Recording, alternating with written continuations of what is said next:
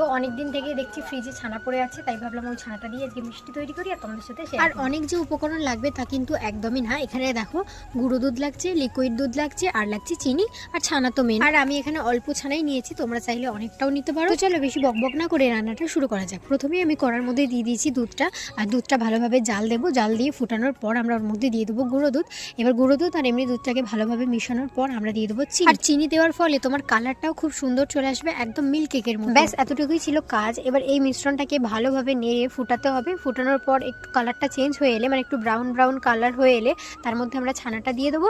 আর ছানাটা দিয়ে ভালোভাবে নেড়ে এটাকে ঠান্ডা করতে দেবো। জিনিসটা গরম থাকলে কিন্তু একদমই ভালোভাবে সেট হবে না, তাই তোমাদেরকে আগে ঠান্ডা করে নিতে হবে। আর ঠান্ডা হয়ে গেলে এরকম একটা জায়গার মধ্যে ঢেলে এটাকে 1 ঘন্টার জন্য ফ্রিজে রেখে দেবে। ফ্রিজে মেন রাখতেই হবে, কারণ ফ্রিজে না রাখলে জিনিসটা ভালোভাবে শক্ত হবে না।